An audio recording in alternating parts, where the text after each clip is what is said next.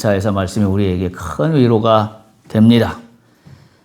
여인이 어찌 그 젖 먹는 자식을 잊겠으며 자기 태에서 난 아들을 긍휼히 여기지 않겠느냐 하시면서 하물며 그런 여인이 자식을 잊은다 할지라도 하나님의 말씀입니다. 나는 너를 잊지 아니할 것이라. 아멘. 이 은혜가 여러분에게 있기를 축복합니다. 나는 너를 잊지 아니할 것이다. 그리고 한 번 더 확인하십니다. 내가 너를 내 손바닥에 새겼고 너의 성벽이 항상 내 앞에 있다. 참으로 은혜로운 말씀이 아닐 수가 없습니다.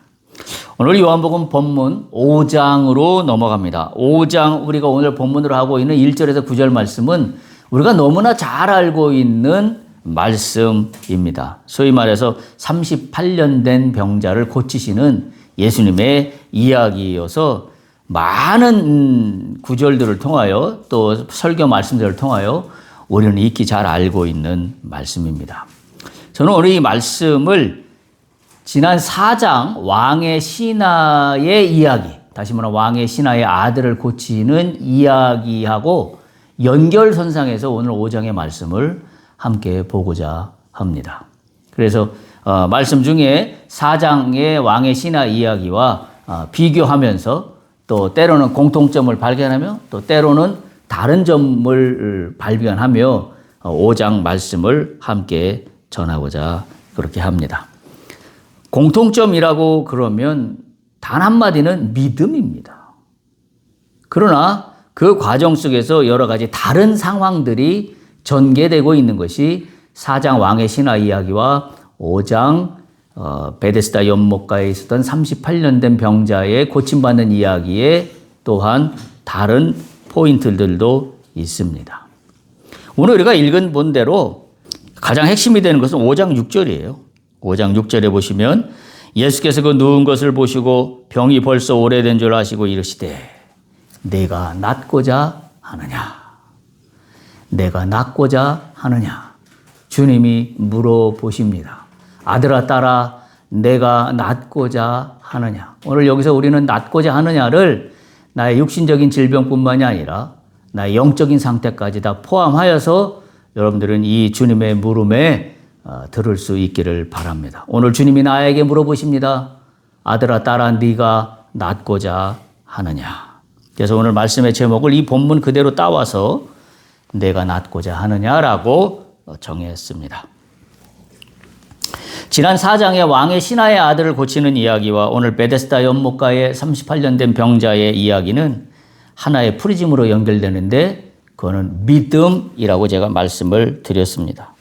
잠깐 돌이켜보면 왕의 신하 이야기는 갈릴리 가나까지 찾아와서 예수님께 간청해요. 원래 이 왕의 신하는 가버나움에 있었죠. 근데 가나에 오셨다는 예수님의 소식을 듣고 가나까지 찾아옵니다. 그래서 내려오달라는 얘기는 가버나움으로 오셔서 내 아들을 고쳐달라고 합니다. 한마디로 이 왕의 신하가 처음 예수님을 찾아 나왔던 건 조건부 믿음입니다. 내려오셔서 고쳐달라는 거죠. 예수님이 직접 오셔서 보시고 또 내 눈으로 보아야만 하겠다라는 그런 조건부 믿음입니다. 그러니까 내려오셔서 고쳐주시면 우리 아들이 나을 것 같다라는 건 있는데 조건이 붙어 있는 거죠. 조건은 내려오셔서. 근데 예수님은 여러 가지 말씀을 주시면서 최종적으로 그렇게 말씀하시죠. 가라, 네 아들이 살아있다. 어떤 표적도 행동도 또는 동행도 하지 않으셨습니다. 그냥 말씀만 하셨습니다.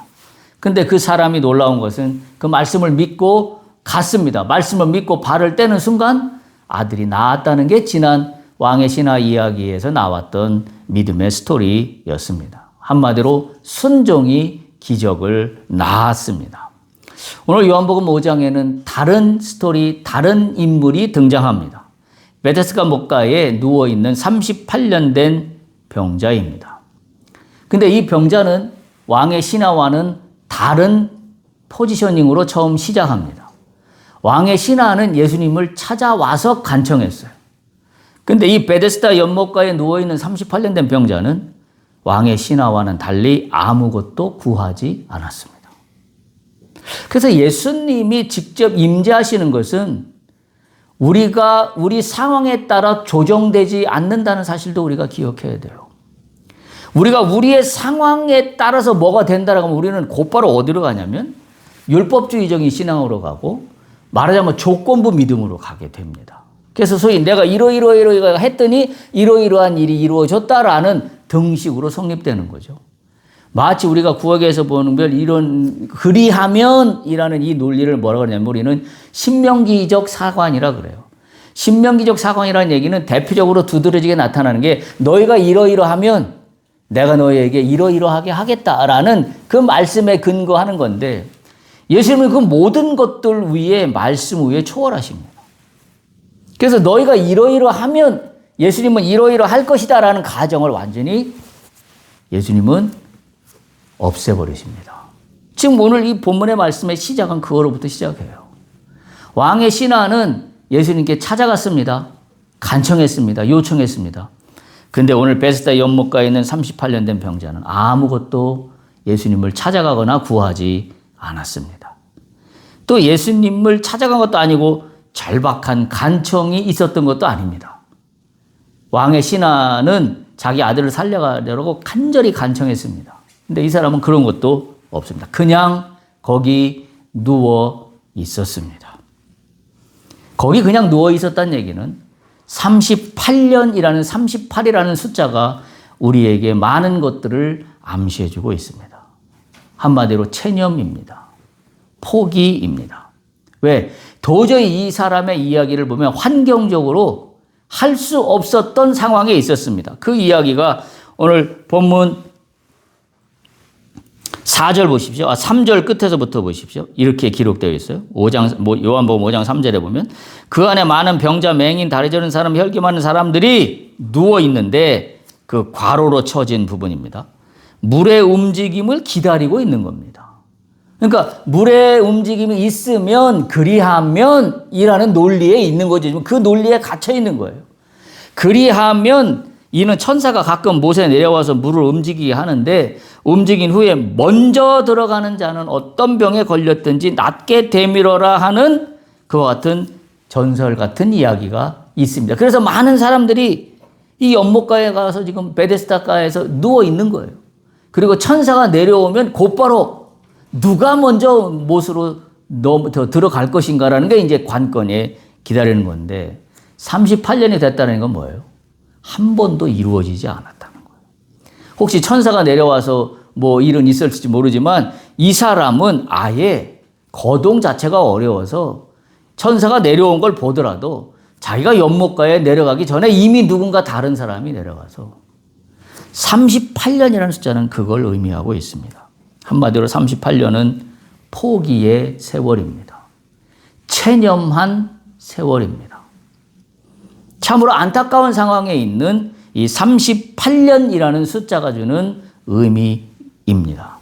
그런데 놀라운 일은 예수님이 그에게 먼저 오셨습니다. 그는 먼저 뛰어갔다라고 기록되어 있지 않습니다. 예수님이 먼저 그에게 오셨습니다. 요한복음 5장 6절을 보십시오.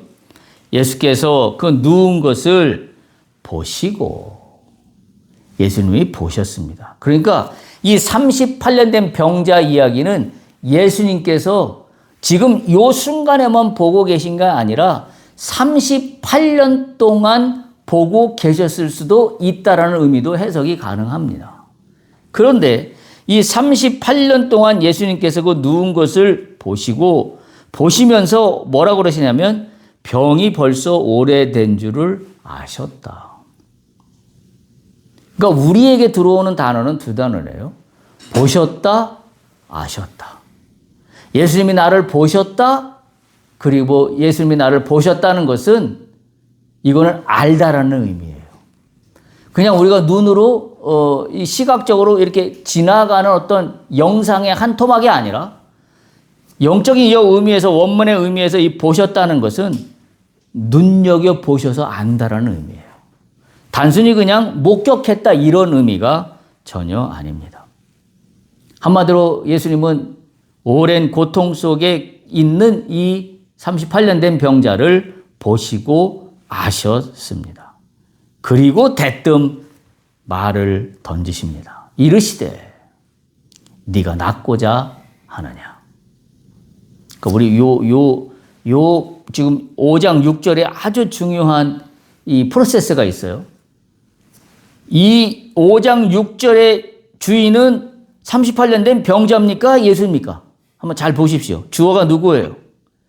요한복음 5장 6절 그 6절의 주어는 누굽니까? 예수님입니까? 병자입니까? 예수님이에요. 우리가 그걸 잊으면 안 돼요.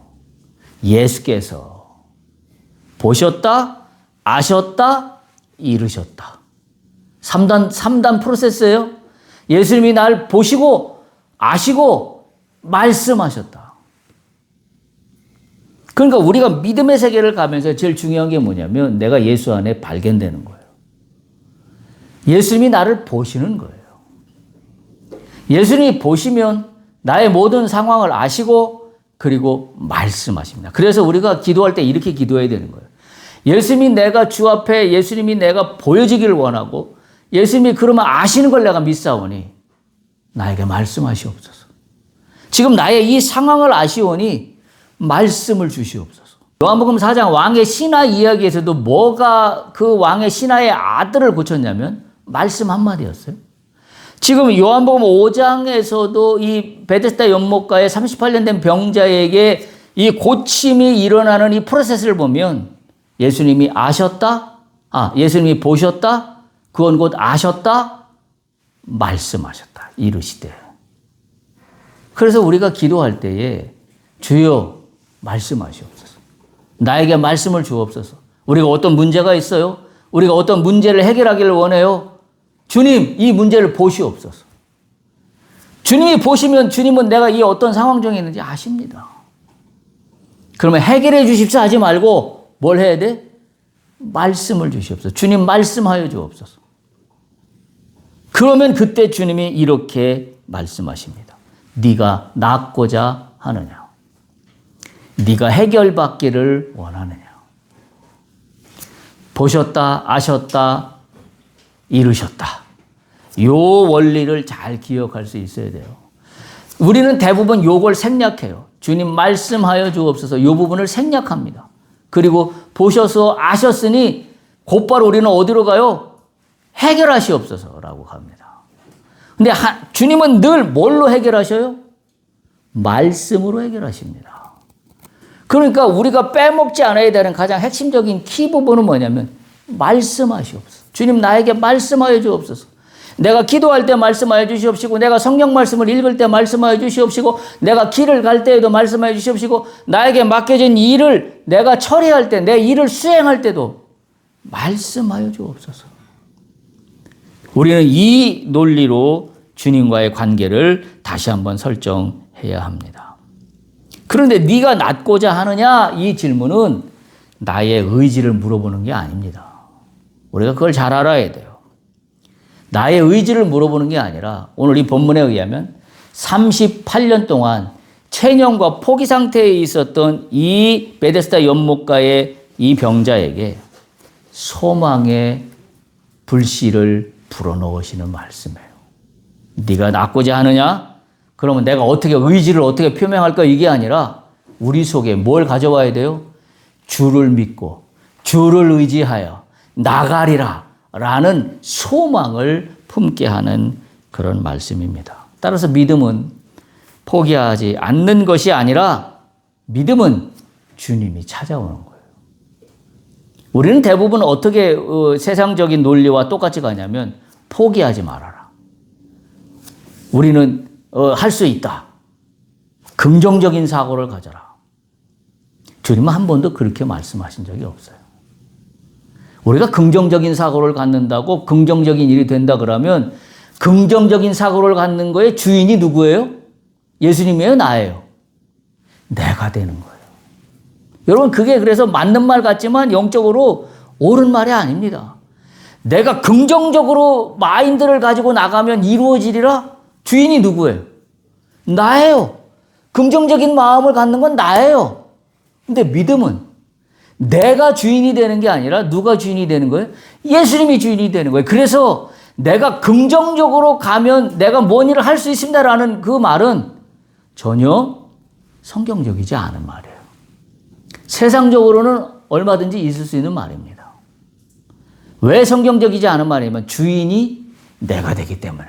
내가 긍정적인 마인드를 가지면 긍정적인 일이 일어난다라고 한다면 그거는 주인이 나예요. 내가 긍정적인 마음을 가지면 이루어지는 거고 긍정적인 마음을 갖지 않으면 안 된다는 논리랑 똑같은 거 아닙니까? 그럼 예수님은 어디 있습니까? 주님은 어디 있습니까?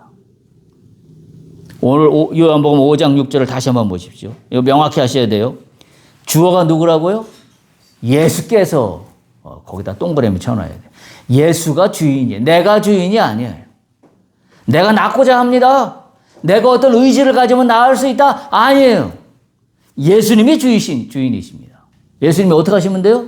보시고, 그리고 아시고, 그리고 말씀하시면 됩니다. 할렐루야. 보시고, 아시고, 말씀하시고. 여러분, 이 논리를 잘 기억해야 돼요. 그래서 우리 신앙을 가져갈 때 나의 주인은 예수 그리스도입니다라고 하는 것이 그냥 우리가 성경적으로 배워서 교회에서 배워서 그저 읊조리는 말이 아니라 이게 내 삶 속에서 신앙 속에서 완전히 100% 의심 없이 고백되어야 돼요. 뭐가? 주님이 주인입니다. 내가 지금 아픈 거의 주인도 주님이십니다. 내가 어떻게 해서 내 병이 나아지고 내가 어떻게 해서 내 병이 안 나아지는 문제가 아니라 이 모든 것의 통치권은 예수님이 갖고 있습니다. 그걸 인정하는 거예요. 그래서 무엇보다 중요한 것은 오늘 본문의 말씀이 그래서 귀한 것은 예수님이 38년 연못가에 체념과 포기 상태에 들어놓아만 있을 수밖에 없는 이 환자에게 먼저 오셨다는 사실을 예수님이 보셨습니다. 그리고 오셨습니다. 이게 소망입니다. 따라서 우리는 예수만 만나면 모든 건 다 그냥 끝난다라고 이야기할 수밖에 없어요. 거기에 무엇을 어떻게 하면, 그래서 뭘 어떻게 해서 그리하면, 뭘 어떻게 안 해서 그리하지 아니하면 이라는 논리는 자꾸 우리로 하여금 우리의 믿음을 조건부 믿음으로 축소시키는 거예요. 우리의 믿음이 조건부 믿음이 아니라 절대적인 믿음으로 가야 돼요. 완전한 믿음으로 가야 됩니다. 그건 어떤 믿음이에요? 예수님이 주인 되시는 믿음으로 가야 돼요. 내가 어떻게 해서 좌우되는 그런 믿음이 아니라 예수께서 보시고 아시고 말씀하시면 나는 이루어진 줄 믿습니다. 예수님 하시옵소서. 이게 믿음이에요. 그래서 이 믿음이 세상적인 믿음과는 전혀 다른 이야기라는 사실이에요. 다른 이야기라는 사실입니다. 요한복음 5장 5절 보세요. 말씀은 이렇게 진행이 됩니다. 거기 38해 된 병자가 있더라. 있더라는 얘기는 뭐예요? 상황입니다. 거기 38자에 앓고 있는 질병 가운데 있는 병자가 있더라. 상황이에요. 다른 말로 표현하면 내가 해결되지 않는 나의 상황입니다. 있더라. 그 상황 속에 있는 나를 6절에 보면 예수께서 보셨다. 예수께서 아셨다. 예수께서 이루셨다. 말씀하셨다. 그리고 네가 낳고자 하느냐. 소망입니다. 어떤 소망? 예수님이 하시면 나는 나을 수 있다라는 소망이에요. 우리는 네가 낳고자 하느냐라고 하면 우리는 뭐라고 질문할까요? 아, 예수님 그러면 내가 무엇을 하면 나을까요? 이렇게 하지 않겠어요? 그건 믿음이 아닙니다. 내가 무엇을 하면 낫겠습니다가 아니라 예수님이 하시면 낫습니다. 네가 낳고자 하느냐는 말의 의미를 잘 이해할 수 있기를 바랍니다. 따라서 38년이라는 숫자는 단순한 시간이 아닙니다. 이건 뭐하고 비슷해요? 이스라엘 백성들이 출애굽해서 광야에서 떠돌았던 38년을 연상케 합니다. 처음에 2년 했어요. 그런데 다시 추가돼서 38년이 더 생겨났던 것을 우리는 기억합니다. 소망이 다 사라진 시간, 기다림도 다 지쳐버렸던 그 세월, 그 속에 베데스다 연못가에 매일같이 같은 자리에 누워 있었던 이 병자에게, 이 병자가 믿은 건 오직 하나예요. 물이 움직일 때 먼저 들어가면 낫는다라는 전설입니다. 그 하나만을 믿으며 38년을 기다리는 세월 속에 체념과 포기만 늘어갔을 뿐입니다. 근데 더 자신을 웅크러들게 만든 것은 이거 하나죠. 항상 남이 먼저 들어가고 자신은 뒤처지는 현실 속에 있었습니다. 오늘 본문 5장, 아까 말씀드린 5장 5절에 거기 38에 된 병자가 있더라라는 이 현실의 문제는 바로 이걸 이야기해요. 항상 남이 먼저 연못에 들어가서 나는 늘 뒤처져 있는 그 현실 속에 있는 있더라입니다. 그게 얼마나 낭만 가운데 있는 상황인지 알 수가 없어요. 그러면서 이 사람이 이렇게 고백을 합니다. 독백하듯이 나를 못에 넣어줄 사람이 없어. 내가 못에 먼저 들어가지 못했다는 겁니다. 그런데 이런 사람에게 예수님이 먼저 찾아오셨습니다. 왕의 신하는 예수님을 찾아갔지만 이 38년 된 병자는 예수님을 찾아가지도 않았는데 주님이 먼저 찾아오셨습니다. 할렐루야. 그래서 우리가 말씀 가운데 있으면 주님이 날 보시는 그 관점과 주님이 날 아시는 관점이 동시에 이루어집니다. 그리고 주님이 말씀을 내가 보는 가운데 나에게 말씀하시는 거예요. 우리가 그 연결고리를 잘 이해해야 됩니다. 이것을 신학적으로는 은혜의 선제성이라는 표현을 합니다. 선제성, 먼저 오셨다. 은혜를 먼저 베푸셨다. 내가 뭘 하기 전에. 소위 말하는 그리하면이 아니라 그리하면 그리 안 하고와 상관없이 주님이 은혜를 먼저 주시는 것입니다. 하나님이 먼저 찾아오신 겁니다. 긍휼이 풍성하신 하나님이 우리를 먼저 사랑하셨다라는 말씀입니다. 에베소서 2장 4절과 5절을 보면 이렇게 기록되어 있습니다. 긍휼이 풍성하신 하나님이 우리를 사랑하신 그 큰 사랑을 인하여. 하나님은 긍휼이 풍성하신 하나님이십니다. 그분이 우리를 사랑하셨습니다. 근데 그 사랑으로 인하여 5절 허물로 죽은 우리를 그리스도와 함께 살리셨고 너희는 은혜로 구원을 받은 것이라. 여러분 생각해 보세요. 우리가 예수를 믿어 구원을 받은 것은 내가 뭘 잘했기 때문에 구원 받았나요? 그렇지 않잖아요. 그거는 내가 아무런 값 없이 구원을 받았다는 것을 알면서 우리가 현실에서 어떤 상황 속에 문제가 있으면 우리는 어떻게 해요?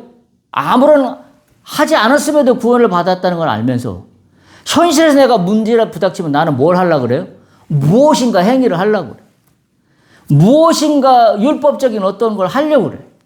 그리하면에 놓여 있는 거죠. 앞에 말씀드린 조건부 믿음 속으로 나를 자꾸 끄집어 들어가고 맙니다. 오늘 그 믿음을 깨야 돼요. 예수님은 그런 거와 상관없습니다. 예수님은 은혜로 긍휼이 풍성하신 하나님은 먼저 구원하십니다. 왕의 신하가 찾아올 수 있었던 것도 결국 하나님의 은혜였지만 38년 병자가 바로 그날 그 자리에 연못가에 있었던 것도 하나님의 섭리였습니다. 믿음은 내가 만들어내는 것이 아니라 주님이 내게 오심으로 시작됩니다. 할렐루야. 믿음은 내가 만드는 것이 아니라 주님이 내게 오시는 거로 시작됩니다. 이게 믿음입니다. 38년 된 병자는 마음이 상한 자입니다. 얼마나 힘들었겠어요.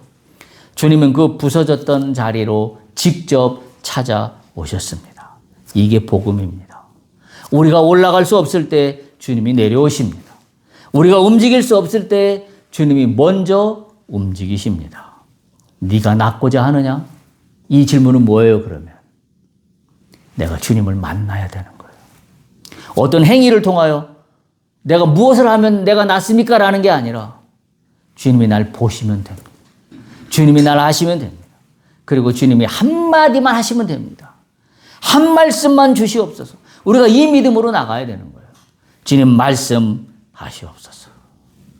주님의 시선은 오래된 줄 아셨다라고 오늘 요한복음 5장 6절에 기록하고 있습니다.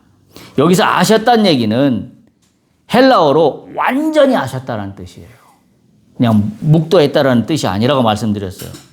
따라서 예수님은 38년이라는 숫자를 알고 계셨고 이것이 갖는 의미가 얼마나 큰지를 알고 있습니다.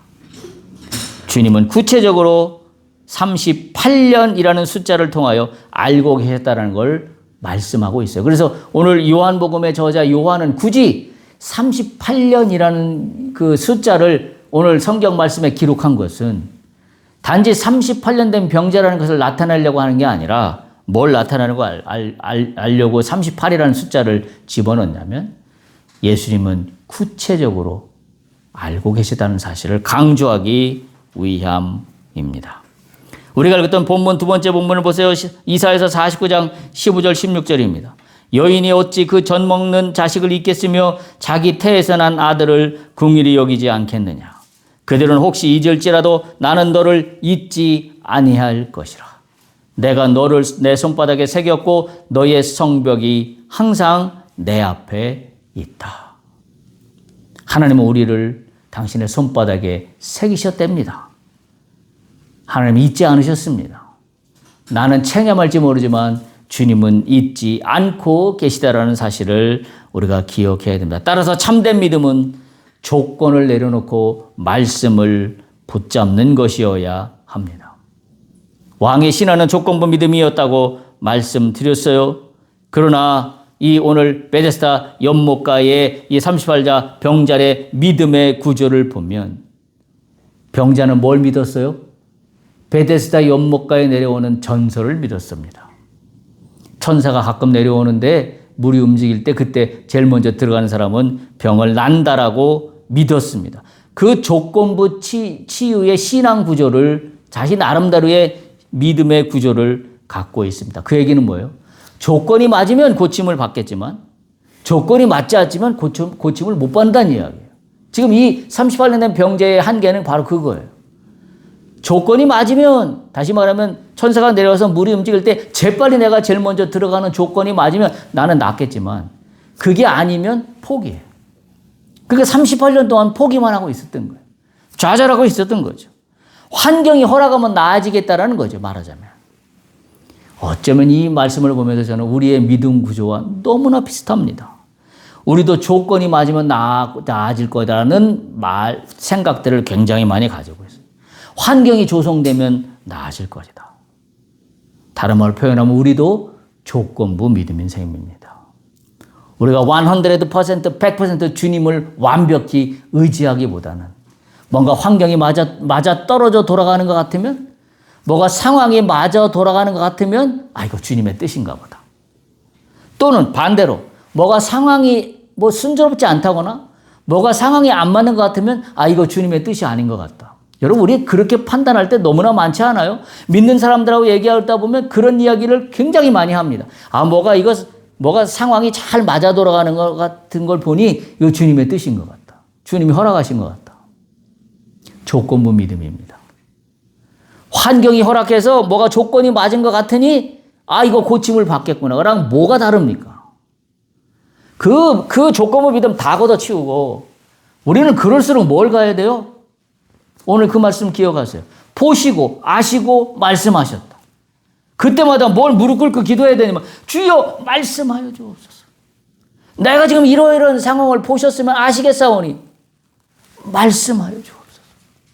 오히려 무릎을 꿇고 주님의 말씀을 기다려야 돼요. 근데 우리는 상황이 잘 돌아가는 것 같으면 이거 상황이 잘 돌아가는 가는 걸 보니 뭐가 주님이 허락하신 일인가 보다. 우리 이렇게 생각할 때가 너무나 많기 때문입니다. 지금 베데스다 연못가에 있는 이 38된 병자의 믿음 구조가 바로 그거예요. 연못가에 천사가 내려와서 물이 움직일 때 재빨리 들어가면 낫겠다라는 건 조건부 믿음이에요. 우리도 이 믿음과 크게 다르지 않다라는 사실을 우리가 기억해야만 합니다. 그런데 보세요. 예수님은 물이 움직이는 걸 통하여 고치셨나요? 오늘 이 본문의 말씀에 의하면 아닙니다. 38년 된 병자를 고치실 때 예수님은 물을 움직이게 하지 않으셨습니다. 다른 말로 하면 환경이 걸맞게 변하게 만들지 않으셨습니다. 근데 우리는 왜 자꾸 환경이 그럴듯하면 주님이 이 일을 이루실 모양이다라고 생각하냐? 이 말이죠. 주님은 한 번도 그렇게 역사하시지 않는데도 말이죠. 우리는 무슨 일을 추진하고 계획할 때 바로 이 우매함의 믿음 구조에서 빠져나와야 합니다. 그것은 그저 내 생각일 뿐이고 나의 합리화일 뿐이고 내 희망일 뿐입니다. 우리의 믿음은 추상적이지 않다 그랬어요. 실제적이라고 제가 누차 말씀드렸어요. 나의 추론하는 생각으로 믿음을 오해하시면 안 됩니다. 우리가 그래서 할 수 있는 일은 오늘 이 본문의 말씀에 있는 거예요. 보시고 아시고 말씀하셨다. 주님의 말씀 한마디면 모든 일이 이루어진다는 사실을 우리는 기억해야 됩니다. 내 생각뿐인 걸 가지고 믿음이라고 말하지 않아야 합니다.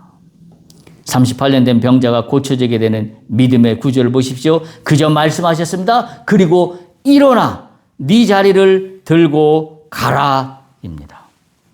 베데스다의 방식은 사람의 생각이었지만 예수님의 방식은 하나님의 방식입니다. 다른 말로 표현하면 조건이 아닌 말씀, 환경이 아닌 주님의 권능으로 역사하는 말씀이었던 겁니다. 오늘 요한복음 5장 8, 9절을 보세요. 예수께서 이르시되 일어나 내 자리를 들고 걸어가라 하시니 9절 그 사람이 곧 나아서 자리를 들고 걸어가니라. 곧입니다. 여러분 이거 뭐 어디하고 비슷했어요? 왕의 신하의 이야기와 비슷합니다. 예수께서 가라 네 아들이 살아있다는 말씀이 떨어졌을 때 그 신하는 곧 발을 떼어서 가버나움으로 향했습니다. 오늘 요한복음 5장 8, 9절도 똑같은 이치입니다. 예수께서 일어나 네 자리를 들고 걸어가라 하시니 그 사람이 곧 나아서 자리를 들고 걸어갔다라는 사실에 곧이라는 게 있었기 때문에 고침을 받게 되는 겁니다. 즉시입니다. 지체 없이입니다. 곧 일어났습니다. 오늘 요한복음 5장 8절을 보십시오. 일어나라. 명령은 3단계로 갑니다. 일어나라. 그리고 네 자리를 들어라. 그리고 세 번째 걸어가라. 일어나라. 네 자리를 들라. 걸어가라. 일어나라는 얘기는 뭐예요? 현재의 절망에서 벗어나라는 거예요. 현재의 좌절과 체념으로부터 일어나라는 거예요. 아유 여전까지 안 됐는데 뭐 되겠어? 아니에요. 일어나라는 겁니다. 현재의 절망에서 일어나십시오. 그리고 자리를 들는 겁니다. 여기서 그냥 들라라가 아니라 그가 자리를 들라 그랬어요. 네 자리를 들라. 네가 짊어지고 있는 짐을 들라라는 거예요. 여기서 이 짐은 어떤 짐이에요? 내가 체념하고 있는 짐을 들고 일어나야 돼요. 그거를 붙잡으면 아무것도 일어나지 않습니다. 자리를 들라라는 표현을 잘 기억하기 바랍니다. 네 짐을, 네가 지금까지 있었던 38년 동안 있었던 너의 체념의 짐을 들어라. 이건 네가 들어야 되는 문제다. 이건 네가 들고 나가라라는 이야기예요. 그리고 걸어가라.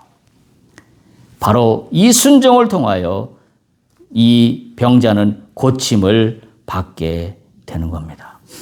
자리를 들었다는 걸 다시 한번 기억하십시오. 이 자리는 38년 된 고통의 자리입니다. 근데 예수님 뭐라고 그러셨는가 잘 보세요.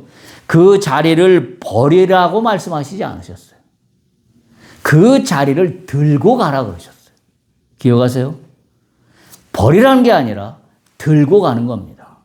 그거 뭐예요? 내가 의지로 내 모든 체념과 포기를 들고 일어나야 돼. 그 자체가 없어졌던 것이 아니라 그 자체를 내가 딛고 일어나야 합니다. 그 자체를 끄집어내야 합니다. 들고 일어나야 합니다. 들고 가라는 말씀에 여러분이 기억할 수 있기를 바랍니다. 우리는 내 속에 베데스다에서 일어나야 합니다. 내가 갖고 있던 사고, 내 경직된 관념, 이건 이럴 거라고 내가 아예 단절해놨던 그 상식적인 것 같은 얘기들을 다 벗어 던져야 합니다. 내 속에 있는 베데스다에서 일어났기를 축복합니다. 그러기 위해서 오늘 주님의 질문에 답할 수 있길 바랍니다. 네가 낫고자 하느냐? 네가 낫고자 하느냐? 이 질문에 대한 대답이 믿음의 시작입니다. 주여 내가 일어나겠습니다. 주여 말씀을 붙잡겠습니다. 주여 자리를 들고 걸어가겠습니다.